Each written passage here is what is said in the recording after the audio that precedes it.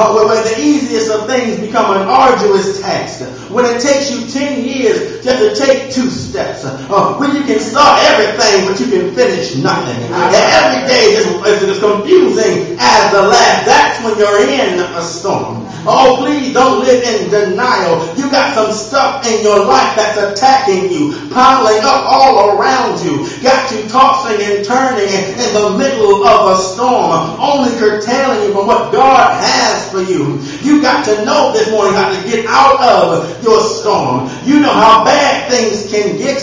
You know how it can go from bad to worse. Stopping you at the very beginning. It can be from one bad thing to another bad thing. It can be one thing after another. It's just an unexpected negative progress.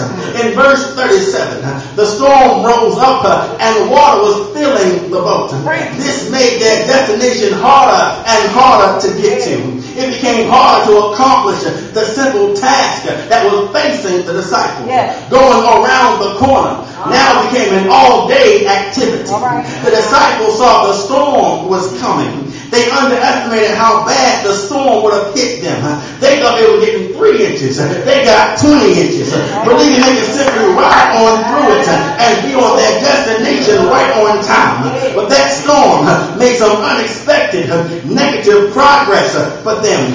It threw them off their course and caused so much confusion and fear in the disciples. They doubted even further progress. They really didn't want to move on. Not because they did not want to, but because they were afraid of what to do. Oh, please understand this morning, your storm can put so much fear in you that you'll quit before you even get started. It'll knock you off your goal from the beginning. It can deter you before you even get the ball rolling. Don't get intimidated by what the storm looks like before you even get into it. I know it can get hard sometimes, church, but don't quit. It will be difficult at first. There will be some sleepless nights. There will be immeasurable pains. You'll be alone for a while. When your storm comes, you may think you're being attacked by one thing, and all of a sudden you'll be attacked by something else. But you know, you take all of that too. I'm going to shovel out of this mess today. No matter how hard it gets, I got to make it through the storm. Many of us thought and hoped the snow we saw in January would be it. But then another storm came in February. And then another storm a week later. There were 3 storms in 2 months. Service couldn't help but be canceled. But what do you do when the church is closed? Do you not pray? Do you not read the Bible for yourself? What do you do when the church is closed? You don't quit your spiritual progress. Go back to what made you want to come to church in the first place. Go back to your sermon notes. Go back to the songs that made you happy. Go back to the word that got you through the week before the storm came. Then you'll know, I got a song. I got a sermon. I got a word that I remember from months ago that will get me through my storm right now. Not by might, not by power, but by His Spirit, said the Lord, that will get you through the storm. A spirit of determination that says, I can do this. I can make it.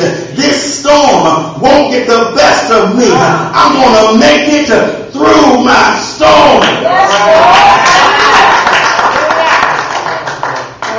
Jesus was so confident, church, that He and the disciples were going to make it through the storm, that He fell asleep. The first half of verse 38 says, Jesus was asleep on the pillow. Jesus didn't get too excited during the storm. The storm lasted just as long as He enabled it to last. Water crashing the boat. Jesus was asleep. Disciples frantic above Him. Jesus was asleep. Temperature dropping as the day went on. Jesus was asleep. Cold all around Him. Jesus was asleep. He could do that because between the start time and the end time of the storm, Jesus knew how to handle the cold moments around Him. has certainly given us some cold moments. We've experienced some frigid temperatures in 2010. We met this year with ice and snow. But as I think about it, church, I got to be thankful for the cold. Yeah, I got to praise God for the cold moments around me. Amazing things can happen in the cold that cannot happen when it's warm.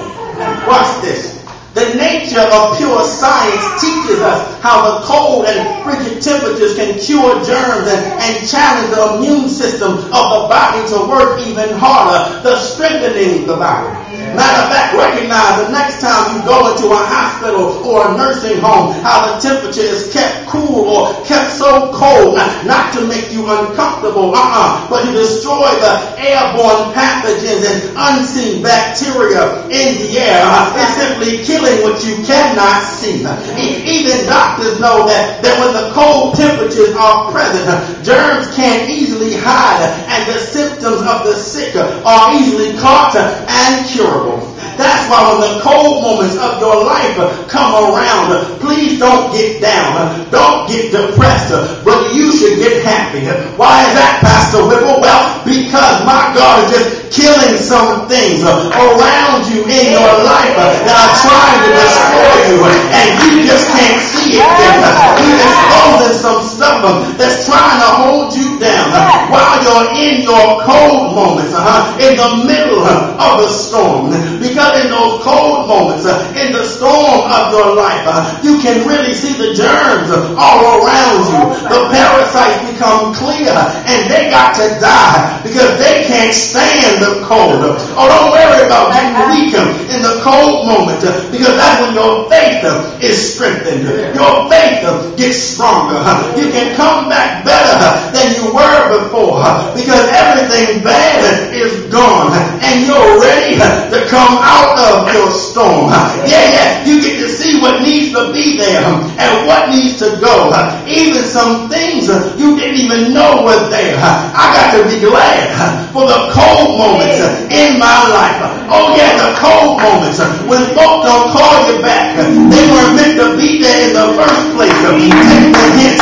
When Valentine's Day doesn't work out the way you want it, let God love you anyway. In your cold moments, when your attitude starts changing, you have a different taste of life. That's because God didn't like the old one that you had.